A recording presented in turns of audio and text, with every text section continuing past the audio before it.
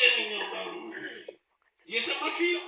አውስቲ ይሄን በተረጎምበት አንቀጽ በሌላ መስላችሁ ተማሪው እንደሚማር መምህሩ እንደሚያስተምር የታወቀ ነው።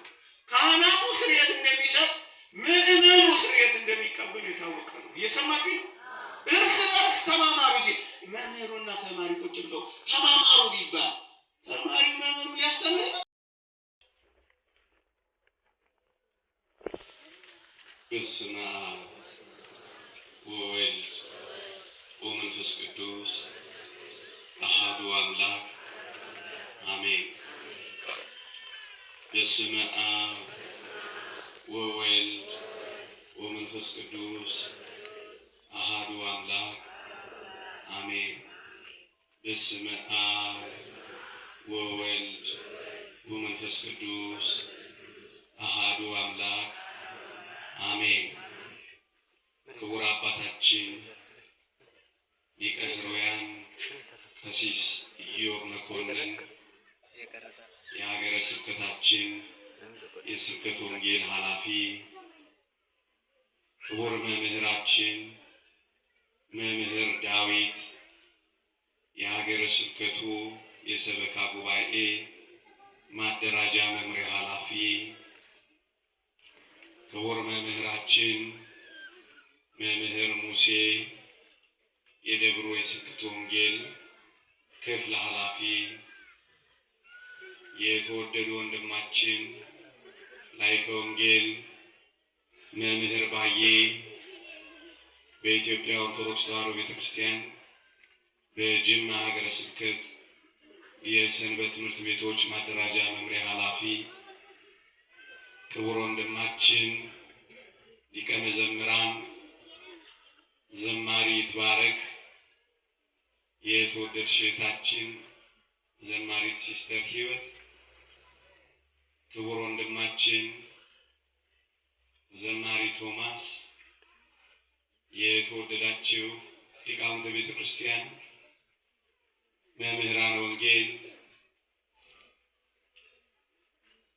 ምዕመናንና ምዕመናት እንዲሁም ሕፃናት በልዑል እግዚአብሔር ስም እንደምን ሰነበታችሁ? እንደምን አላችሁ? አሜን። በቸርነቱ የጠበቀን በአጸደ መቅደሱ የሰበሰበን ስሙን እንድንጠራ ቃሉንም እንድንሰማ ይረዳን የአባቶቻችን አምላክ የእኛም አምላክ ልዑል እግዚአብሔር ዘላለማዊ ስሙ የተመሰገነ ይሁን። ለቀደምት አበው ለነቢያት፣ ለቅዱሳን ሐዋርያት፣ ለሐዋርያውያን አበው፣ ለሊቃውንት የገለጸውን ጥበብና ምስጢር ለሁላችንም ይግለጽልን። ከዚህች ዕለት ይልቁንም ከጻድቁ አባታችን ከአቡነ አረጋዊ ከሌሎቹም ቅዱሳን በረከት ረድኤት ለሁላችንም ያሳትፈን። እንደ እግዚአብሔር ቅዱስ ፈቃድ እግዚአብሔር ጊዜ ከሰጠን ጥቂት የእግዚአብሔርን ቃላት አስታውሳችኋለሁ።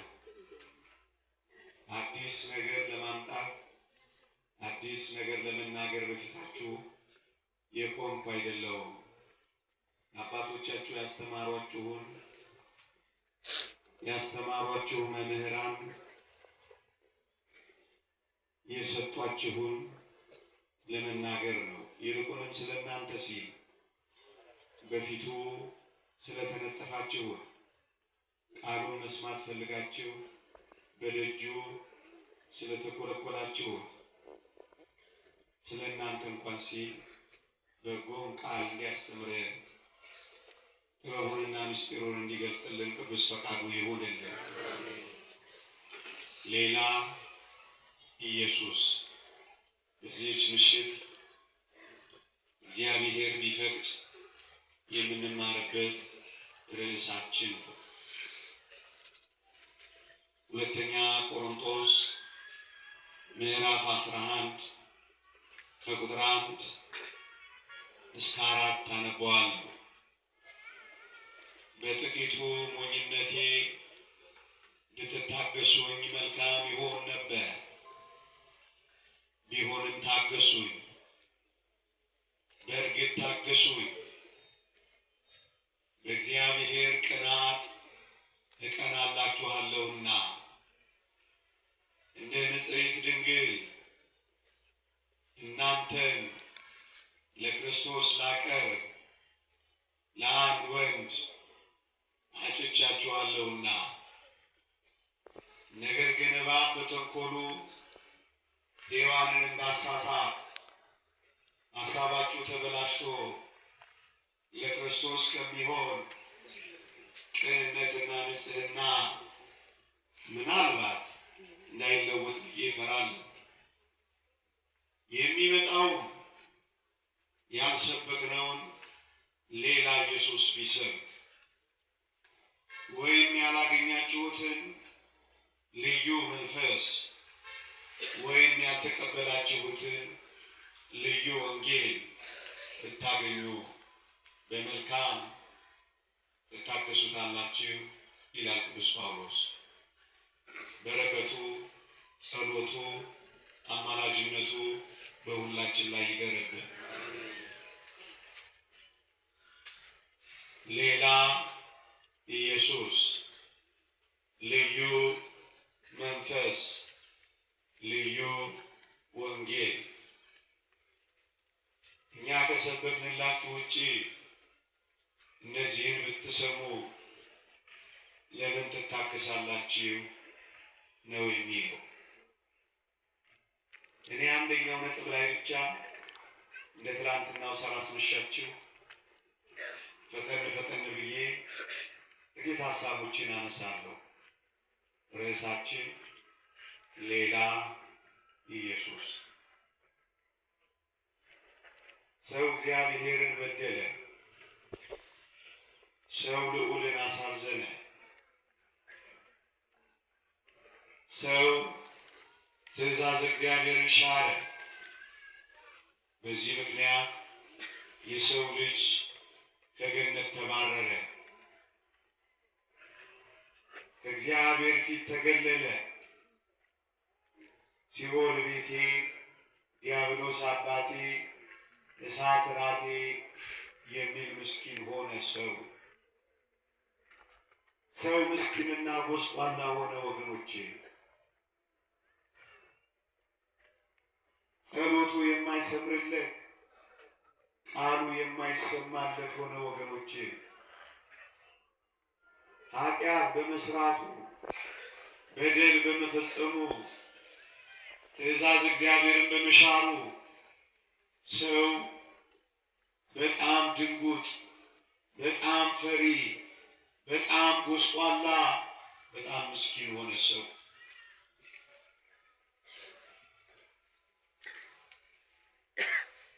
በኃጢአት ምክንያት ባህሪው ጎሰቆለ። በኃጢአት ምክንያት ነፃ ፈቃዱ ደበዘዘ። በኃጢአት ምክንያት አቅም አጣ ሰው። ጳውሎስ እንዲህ ይላል፣ የምወደውን የማላደርግ የማልወደውን ግን የማደርግ እኔ ምንኛ ጎስቋላ ሰው ነኝ አለ። የምወደውን አላደርግም፣ የማልወደውን ግን እንዳደርግ ኃጢአት በውስጥ የሰለጠነ አለ። እንደውም ምን ይላል? ለዚህ ለሞት ከተሰጠ ሰውነት ማን ያድነኛል ብሎ ጮኸ። ሰው መውደቁን ተረዳ፣ መራቆቱ ገባው፣ አቅም ማጣቱ በደንብ ተሰማው። ሰው ምስኪን ሆነ። ወገኖቼ ታዲያ ሰው ምን አደረገ? ጸሎቱ አልደመጥ ሲል፣ ቃሉ አልሰማ ሲል፣ አቅም ሲያጣ፣ ምስኪንና ጎስቋላ ሲሆን ታዲያ ሰው ምን አደረገ ካላችሁ ወይ ሰው ወደ እግዚአብሔር መጮህ ጀመረ። ምን ብሎ? ሰማያትን ቀደህ ውረድ ማለት ጀመረ ሰው። ሌላስ? እባክህን ክንድህን ላክ አድነኝ እያለ ማልቀስ ጀመረ። ሰው እግዚአብሔርን ያህል ጌታ ገነትን ታህል ቦታ ስላጣ ወደ ቀደመው ክብሩ ይመለስ ዘንድ ሰው ከማልቀስ በቀር ስራ አልነበረውም ይላሉ ሊቃውንት። ወገኖቼ እግዚአብሔር በደልን ይጠላል፣ ኃጢአትንም ይጸየፋል። ለኃጢአትና ለበደል ቅጣት አለው፣ እግዚአብሔር ይቀጣል። በዚህ ምክንያት ከፊቱ አባርሮታል። ግን ደግሞ እግዚአብሔር ተመላሽ ነው። ይቅር በለን ሲሉት ይቅር ባይ ነው። በበደሉ ምክንያት ቀጣው፣ ከፊቱም አባረረው። እንኳን አይደለም ሰውነቱ የተፈጠረባት የጥንት ምድሩ ሳትቀር እሾህና አሜኬላን አበቀለችበት። እንስሳት ሳይቀሩ ስም ያወጣላቸው ሰለጠኑበት። ግን ሰው ማረኝ ብሎ ማልቀስ ሲጀምር እግዚአብሔር መሐሪ ነውና ወደ ሰው ተመለሰ። እዩ፣ ቀጪ ነው ደግሞ ይቅር ባይ፣ ይቆጣል ደግሞ ይምራል፣ ከፊት ያባርራል ደግሞ በትከሻው ታቀፋል። ፈራጅ ነው ደግሞ ይቅር ባይ ነው። ስለዚህ ሰው እንደወጣ ይቅር፣ ሰው እንደጠፋ ይቅበዝበዝ፣ ሰው እንደሄደ አይመለስ። ይቅር በለኝ ሲለው ምን ያድርገው? እግዚአብሔር መሐሪ ነው፣ ሊምረው ደግሞ ወደደ። ይቅር ሊለው ፈለገ። የተወደዳችሁ ኦርቶዶክሳውያን እንዲህ ይቅር ለማለት ሲፈልግ ምን አየ መሰላችሁ? ትንቢተ ኢሳይያስ ምዕራፍ 59 ቁጥር 16 ላይ ተመልከቱ። እግዚአብሔርም አየ፣ ፍርድም ስለሌለ ተከፋ፣ አዘነ፣ ሰውም እንደሌለ አየ፣ ተከዘ፣ ወደ እርሱ የሚማልድ እንደሌለ አየ ይላል። ሰውን ያድነው ዘንድ እግዚአብሔር ሰው ፈለገ። ግንስ ሰው የለም አለ። ምንም ያደርግ ሰውን የሚያድነው ምን አድርጎ? የሰውን የጎሰቆለ ባህሪ አድሶ። ምን አድርጎ? ነፃ ፈቃዱ የደበዘዘውን የሰው ልጅ ነፃ ፈቃዱን መልሶ። ምን አድርጎ? የተዋረደውን የሰው ልጅ ወደ ቀደመ ክብሩ መልሶ። ምን አድርጎ? ሞትን ትሞታለህ ብሎ ፈርዶበት ስለነበረ የፈረደበትን ሞት አንስቶ ሕይወት የሚሰጥ ሰው ፈለገ። ይህንን የሚያደርግ ሰው ግን የለም አለ።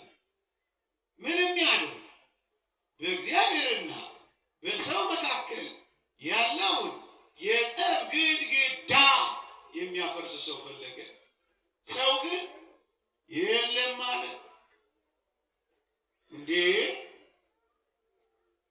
ምንም ያድርግ ሲኦልን የሚበዘብዛ ገነትን የሚከፍታ ሰው ፈለገ። ሰው ግን ጠፋ። ስለዚህ እግዚአብሔር ፍርድም እንደሌለ አየ፣ አዘነ። የተወደዳችሁ ኦርቶዶክሳውያን ሰውን ሰው ሊያድነው አልቻለም። ምክንያቱም ሰው ተጠቂ ሆነ። ሰውን መላእክትም አሁን የዘረዘርኳላችሁን ማድረግ አልቻሉም። ስለዚህ ሰው የለም አለ። ሰው የለም አለ። ምንም ያደርገው የሞተውን ሕይወት የሚሰጠው፣ ምንም ያደርገው የጎሰቆለውን ባህሪ አዲስ አድርጎ የሚሰራው፣ ምንም ያደርገው የተጣላውን የሰው ልጅ አንድ ጊዜ ከራሱ ጋር የሚያስታርቅ። ለምንድን ነው የሰው ልጆች ይህንን ያልቻሉት? ተጠያቂዎች ናቸው ራሳቸው። እንደውም ምን አለ መሰላችሁ? በሞቴ በደንብ ተከታተሉ፣ አላበዛባችሁም እንደ ትላንት። እንደውም ምን አለ? ፍርድን እንደሌለ አየ፣ አዘነ፣ ተከዘ፣ ሰውም እንደሌለ አየ ካለ በኋላ ወደ እርሱ የሚማልድ እንደሌለ ተረዳ፣ ተደነቀ ይላል። የሚማልድ እንደሌለ ተረዳ፣ ተደነቀ ይላል። እንዴ አማላጆች አልነበሩ እንዴ? ነበሩ። እነማን? ሞልተው። እነማን? እነ ኢዮብ። የኢዮብን ፊት እቀበላለሁ የሚባሉ በእግዚአብሔር ፊት ሞገስ ያገኙ እነ ኢዮብ ነበሩ። ደግሞስ ጸሎት በፊታችን ትድረስ የሚባሉ እነ ነቢዩ ኤርምያስ አልነበሩ? ምን እግዚአብሔር የሚሰማቸው ነበሩ። የሚያማልዱ አልነበሩ? ኧረ ነበሩ። እነማ? እነ አብርሃም ነበሩ። ሚስቱን ትነካና የሚባሉ ነቢይ ነውና ስላንተ ይጸልያል እኔም እምርሃለሁ የሚባሉ አማላጆችማ ነበሩ። እነማን? እነዚህ የዘረዘርኳቸው ሁሉ። እነዚህ ብቻ አይደሉም። እነማን? የኦሪት ሊቃነ ካህናትም ነበሩ። ምን የሚያደርጉ? የበግ ደም እየሰዉ ቅድስተ ቅዱሳን እየገቡ ማር ይቅር በል የሚሉ አማላጆችማ ነበሩ። ታዲያ እግዚአብሔር የሚማልድ የለም ያለው ለምንድን ነው ካላችሁ፣ እነዚህ ሁሉ አማላጆች ምን ማድረግ አልቻሉም? ሞትን ትሞታለህ ያለው የሞትን ፍርድ ማንሳት ግን አልቻሉም። ምን ማድረግ አልቻሉም? የጎሰቆለውን የሰውን ባህሪ ግን ማደስ አልቻሉም። ምን ማድረግ አልቻሉም? ገነትን ግን መክፈት አልቻሉም። ምን ማድረግ አልቻሉም? ሲኦልን ግን መበዝበዝ አልቻሉም። ምን ማድረግ አልቻሉም? በእግዚአብሔርና በሰው መካከል የነበረው የጸብ ግድግዳ ግን ማፍረስ አልቻሉም። ምን ማድረግ አልቻሉም? ፍጹሙ ዘላለማዊውን እርቅ ግን ማምጣት አልቻሉም። ምክንያቱም ጽድቃችን የመርገም ጨርቅ ሆነ ብለው ጮኸዋል። ጽድቅ ቢሰሩ ጽድቃቸው ገነት ሊያስገባቸው አልቻለም። ከጽድቅ ነፃ ነበሩ። ምክንያቱም በኦሪት ይህንን ሁሉ ማስወገድ ስላልቻሉ እንጂማ አማላጆች ነበሩ፣ መላእክትም ነበሩ። ግንስ አሁን ያልኳቸውን ጥልቅ ስራ ግን መስራት አልቻሉ። ለዚህ ነው እግዚአብሔር ፍርድም ስለሌለ አዘነ፣ ተከፋ። ከዛስ ሰውም እንደሌለ አየ። ከዛስ ወደ እሱ የሚማልድ እንደሌለ ተረዳ። ከዛስ ምን ያህል እግዚአብሔር ሰው እንደሌለ ሲያይ ራሱ ሰው ሆነ። እየሰማችሁ ነው? ዝቅ ብላችሁ ስታነቡ ክንዱ ሰደደው፣ ጽድቁ አገዘው ይላል። ሰው እንደሌለ ሲያይ የራቀውን የሚያቀርብበት፣ የቀረበውን የሚያረቅበት፣ ጉልበተኛውን ዲያብሎስን ድባቅ የሚመታበት ክንዱ፣ ልጁ፣ ኃይሉ፣ ጥበቡ ልጁን ላከ። ምን ብሎ? ውረድ፣ ተወለድ፣ ሞት፣ ተሰቀል፣ አድን ብሎ ላከው። እራሱ እየሰማችሁ ነው? ሰው ሲያጣ ራሱ ምን ሆነ? ምን ሆነ? ምን ሆነ? ሰው ሲያጣ ሰው ሆነ። እየሰማችሁ ነው? እነዚህን ያልኳችሁን ሁሉ የሚሰራ ሰው ሲያጣ ራሱ መጣ። ማን መጣ? በተለየ አካሉ ከሶስቱ አካላት ከአብ ከወልድ ከመንፈስ ቅዱስ በተለየ አካሉ ወልድ ልጁ ኢየሱስ ክርስቶስ ሰው ሆኖ መጣ። የሰማችሁ ሰው ሲመጣ ወደ ላይ ይወስደን ዘንድ ወደ ታች መጣ። ረቂቃን ያደርገን ዘንድ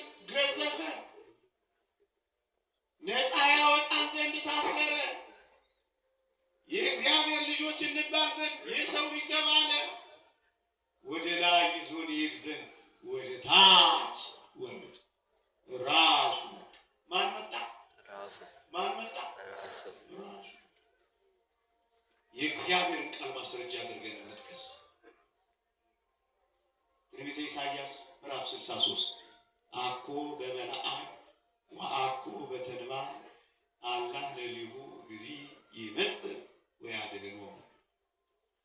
በመልአክ አይደለም፣ በአማላጅ አይደለም፣ እርሱ ራሱ መጥቶ ያድናቸው። ልድገሙ።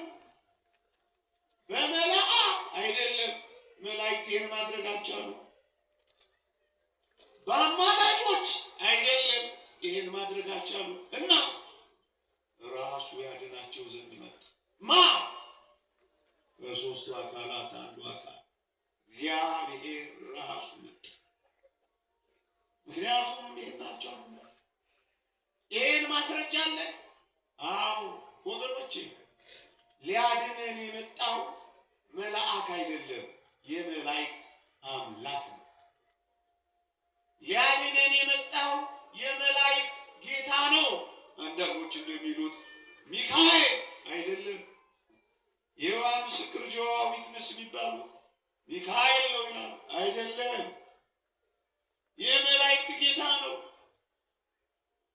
መላእክትን በኩርን ወደ ዓለም ሲያስገባ መላእክት ሁሉ ለእርሱ ይስገዱ ይላል ቅዱስ ጳውሎስ። መላእክት የሚሰግዱለት ነው የመጣው፣ መልአክ አይደለም የመጣው። አኮ በመልአክ አይደለም። እንዴት ኢየሱስ ክርስቶስ እንዴት መልአክ ይባላል? እናንተ ለምን መሰላችሁ? ዛሬ በተነበበው ዲያቆኑ ባነበበው ክፍለ ምንባብ ታስታውሳላችሁ። በእግዚአብሔር መለከት ድምፅ፣ በመላእክት አለቃ ድምፅ ኢየሱስ ክርስቶስ ይገለጣል ይላል የቅዱስ ጳውሎስ መልእክት ተሰሎንቄ ምዕራፍ 4 ላይ። በደብረ ዘይት ጌታችን ሲገለጥ በመለከት ድምፅ የመላእክት አለቃ መለከት እየነፋ፣ ማነው እሱ የመላእክት አለቃ? በሉት፣ ጮክ በሉ። የመላእክት አለቃ ቅዱስ ሚካኤል። የመላእክት አለቃ ሚካኤል ግን ስለ ሙሴ ሥጋ ሲከራከር እግዚአብሔር ይጣላል አለው እንጂ የስድብን ፍርድ ሊናገር አልደፈረም ይላል ቅዱስ ይሁዳ። የመላእክት አለቃ ማን ነው? በመላእክት አለቃ ድምፅ ክርስቶስ ይገለጣል ይላል። እዚህ ላይ ላሳያችሁ የፈለኩት ቅዱስ ሚካኤል መለከት እየነፋ ክርስቶስ የሚገለጥ ከሆነ ክርስቶስ ሚካኤል ነው እንዴ? እናንተ አልሰማችሁኝ ወይም አልገባችሁ? በአንድ ቦታ ሚካኤል ኢየሱስም ሊሆን ይችላል እንዴ? ውሸታቸው። አኮ በመልአክ አይደለም። ደግሞስ የመጣው መልአክ አይደለም፣ የመላእክት ፈጣሪ ነው የመጣው። መላእክት ሁሉ ለእርሱ ይስገዱ፣ መላእክትም አገለገሉት። የባህሪ ልጁ ተቀምጧል፣ መላእክት ግን ቆመዋል የሚለው የክርስቶስን ከመላእክት ብልጫ የሚያሳይ ነው። ተነጻጻሪ፣ ተወዳዳሪ፣ ተፎካካሪ የሌለው የመላእክት አምላክ ነው የተገለጠው። አማላጅም አይደለም። አኮ በመልአክ ወአኮ በተንባር፣ በአማላጅም አልዳንም። እየሰማችሁ ነው። ያዳነ ራሱ ባለቤቱ መጥቶ ነው እንጂ አማላጅ ሆኖ አይደለም ያዳነ። በአማላጅ አይደለም ያዳነ፣ ራሱ ነው ያዳነ። ያን ጥያቄ ጠይቃችሁ የመጣው አማላጅ ካልሆነ የሄደው አማላጅ ሊሆን ይችላል? እንዴት ሊሆን ይችላል? በፍጹም። ሌላ ኃይል ቃል ላምጣላችሁ። ሁለቱን የእስራኤል ቤቶች የይሁዳንም ከተሞች እምራለሁ፣ በሰይፍ ግን አይደለም፣ በራሱ በአምላካቸው በእግዚአብሔር አድናቸዋለሁ ይላል ነቢዩ ሆሴዕ። በእግዚአብሔር አድናቸዋለሁ። ራሱ ነው ያዳነን። ራሱ እንዴ! እስኪ ልጠይቃችሁ፣ ሞት ትሞታለህ ያለው እግዚአብሔር ከሆነ ይሄንን ሞት ሊያነሳለት የሚገባው ማን ነው? እግዚአብሔር ነው። ለዚህ እኮ ነው መልአክም አይደለም አማላጅም አይደለም፣ ራሱ ነው ያዳነ። እስኪ ልጠይቃችሁ፣ የላይኛው ፍርድ ቤት የፈረደውን ፍርድ የስረኛው ፍርድ ቤት ይሽረዋል? ይሽረዋል? እግዚአብሔር የፈረደውን መላእክት ሊያነሱታቸው ትሞታለህ ያለው ራሱ እግዚአብሔር ሕይወት እንደሰጠው አይታያችሁ? ሕይወት እንደሚሰጣቸው እኔ ደግሞ ሕይወት እሰጣቸዋለሁ እንዳላልሰማችሁ? የሕይወት ባለቤት ሕይወት ስለሆነ እኮ ነው ራሱ በራሱ በአምላካቸው በእግዚአብሔር አድናቸዋለሁ አለ። ራሱ ነው መጥቶ ያለ። የሰማችሁ ራሱ ምሳሌ አንድ የጦር ሜዳን ዘመቻ የሚመራ አንድ ንጉስ በጦር ሜዳ ፍልሚያ ላይ የጦርነት ሜዳውን እየመራ ያለ አንድ ንጉስ ወታደር ቢሳሳበት፣ ወታደሮቹ በጦርነት ቢያልቁበት ምን የሚያደርግ ይመስላችኋል? ሸሽቶ ይሄዳል? ምን ያደርጋል መሰላችሁ? ልብሰ መንግስቱን ያወልቅና የተራ ወታደር ልብስ ይለብስና እንደ ወታደር መዋጋት ይጀምራል። እውነት አስብ ይሁላችሁ። ወታደር ሲያጣ ንጉሱ እንደ ወታደር ይዋጋ ገባ። እየሰማችሁ ነው? ትቶ አይሄድም። ራሱ እንደ ወታደር ይዋጋላ።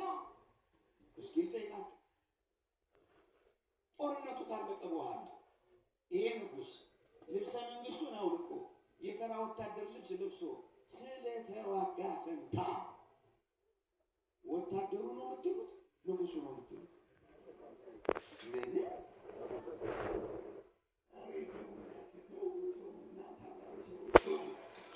ዝም ብሎ አልፎ የምትሰሙ ሰዎች ዝም ብሎ እየሰማችሁ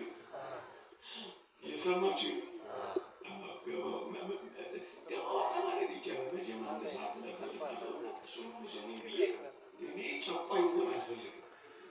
እየሰማችሁ ትንሽ ገባወጣ ምትሉ ለዛሬ ነው እኔ ፈቀኩላችሁ ትንሽ ዲሞክራት ሆኑ ብዬ። እየሰማችሁ በጣም ጥሩ። ንጉሱ ወይስ ወታደሩ? ልብሰ መንግስቱን አውልቆ የተራ ወታደር ልብስ ለብሶ ቢዋጋ ንጉሱ እንጂ ወታደሩ እንደማይባል ሰው ባጣ ጊዜ ዝቅ ብሎ ሰው ሆኖ ስለ ጸለየ ጸሎተኛ፣ ስለ ተራበ ረሃብተኛ፣ ስለ ቃተተ ቃታች፣ ስለ ለመነ አማላጅ ይባላል? ንጉሱ ልብሰ መንግስቱን አውልቆ የተራ ወታደር ልብስ ለብሶ ቢዋጋ ቅሉ ንጉሱ እንጂ ወታደሩ እንደማይባል አማላጆች ስለጠፉ ስላማለደ ፈንታ በመስቀል ላይ አንድ ጊዜ ስለሰራ ፈንታ የሁል ጊዜ አማላጅ ይባላል? ረሃብተኛው ይባላል? ታማሚው ይባላል? ለማኝ ይባላል? ይህንን የሚያስረዳ የእግዚአብሔር ቃል አሁን በጌታችን በመድኃኒታችን በኢየሱስ ክርስቶስ ዘንድ የነበረ ሀሳብ በእናንተ ዘንድ ደግሞ ይሁን። እርሱ በእግዚአብሔር መልክ ሲኖር ሳለ በእግዚአብሔር መልክ ሲኖር ሳለ እኛን ለማዳን የባሪያውን መልክ ያዘ ይላል። በእግዚአብሔር መልክ ሲኖር ሳለ ከእግዚአብሔር ጋር መተካከልን መቀማት እንደሚገባ ነገር ሳይቆጥር ራሱን አዋረደ ይላል። በእግዚአብሔር መልክ ሲኖር ሳለ እየሰማችሁ ቆይ እዚህ ጋር አንድ ነጥብ ነግሬያችሁ ባልፍ ደስ ይለኛል። በእግዚአብሔር መልክ ሲኖር ሳለ ራሱን ከእግዚአብሔር ጋር መተካከልን መቀማት እንደሚገባ ነገር ሳይቆጥር ማለት እግዚአብሔርነቴን እንጠቃለሁ ሳይል አምላክነቴን አጣለሁ ሳይል በትህትና ዝቅ አለና የባሪያውን መልክ ያዘ ይላል። እየሰማችሁ ነው? ሰው ሲሆን አምላክነቴን አጣለሁ ሳይል ዝቅ አለ። እየሰማችሁ ነው? ይጭጥቅ አልኳችሁ። ምንድን እንግዲህ አይደለም። እየሰማችሁ ነው? ለምሮብኝ ነው ግዴ እሺ። በእግዚአብሔር መልክ ሲኖር ሳለ ከእግዚአብሔር ጋር መተካከልን መቀማት እንደሚገባ ነገር ሳይቆጥር ራሱን አዋረደ፣ በሰው ምሳሌ ሆኖ የባሪያውን መልክ ያዘ ይላል። አንተ ያቂል ጠይቃችሁ የባሪያውን መልክ ያዘ ምን ማለት ነው? ምን እግዚአብሔር ይስጣችሁ። ምን ሆነ? የባሪያውን መልክ ያዘ ማለት ምን ማለት ነው? የባሪያውን መልክ ያዘ ማለት ሰው ሆነ ከሆነ በእግዚአብሔር መልክ ሲኖር ሳለ ምን ማለት ነው? በሯ ምን ራሱ ይኸውላችሁ የባሪያውን መልክ ያዘ ማለት ምን ሆነ ማለት ነው? በእግዚአብሔር መልክ ሲኖር ሳለስ እግዚአብሔር ሆኖ ሳለ እግዚአብሔር ይስጥልኝ። ተው እንጂ ቀላል እኮ ሎጂክ ነው ያመጣው። እግዚአብሔር ነው ዝቅ አለ እንጂ ይሄው ግልጽ ትምህርት እኮ ነው። አንድ ነገር ነግሬያቸዋለሁ። ራሱ ባለቤቱ እየሰማችሁ ልብሰ መንግስቱን አውልቆ የተወራ ወታደር ልብስ ለብሶ ቢዋጋ ንጉሱ እንጂ ወታደሩ እንደማይባል በእግዚአብሔር መልክ ሲኖር ሳለ ከእግዚአብሔር ጋር መተካከል መቀማት እንደሚገባ ነገር ሳይቆጥር ራሱን አዋረደ። የባሪያውን መልክ ያዘ የተባለው ራሱ እግዚአብሔር ነው። እውነት አስብ። ለዚህ ነው ቤተክርስቲያን አማራጁ ማተው እየሰማችሁ ነው። ንጉሱን ወታደሩ እንደማይባል እየሰማችሁ ነው። ረሀብተኛ አማራጁ፣ ጸሎተኛ፣ ለማኝ፣ ስለተራበ ፈንታ፣ ስለጸለየ ፈንታ፣ ስለለመነ ፈንታ እንደዚህ ማንለው ለዚህ ነው። ይሄን እንደ መግቢያ ያዙልኝና የሁሉ መግቢያ እንዳትሉኝ እንጂ ይሄን እንደ መግቢያ ያዙልኝና ለምን መጣ? እየሰማችሁ ነው። ምን ሊያደርግ መጣ? እሺ ይሄ ከሆነ ለምን መጣ? ምን ሊያደርግ መጣ? ኤፌሶን መልእክት ምዕራፍ 2 ቤት ስትገቡ አንብቡት። 4 ነገር ይጠቅሳል። ሰላምን ያደርግ ዘንድ ምንን ያደርግ ዘንድ? ጸብ ነበርና ሰላምን ያደርግ ዘንድ፣ የጥልን ግድግዳ ያፈርስ ዘንድ ምን ያደርግ ዘንድ? አንድን አዲስን ሰው በራሱ ይፈጥር ዘንድ ምን ያደርግ ዘንድ? አዲስን ሰው በራሱ ይፈጥር ዘንድ።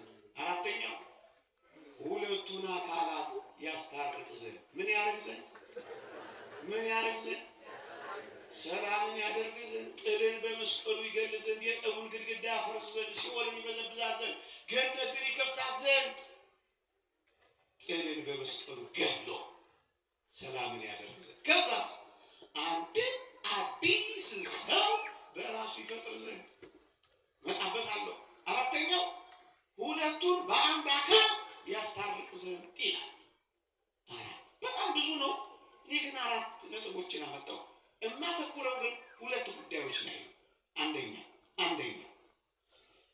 እኔና እናንተ ክርስቶስ ሰው በመሆኑ ስጋውን በመቁረሱ ደሙን በማፍሰሱ ታርቀናል አልታረቅንም? በሞቴ ጮክ በሉ ታርቀናል። እውነት አሰብ። አሁን እንደ ቀድሞ በጅምላ እንኮንናለን? ታርቀናል አልታረቅንም? የጸቡት ግድግዳ ፈርሷል አልፈረሰም?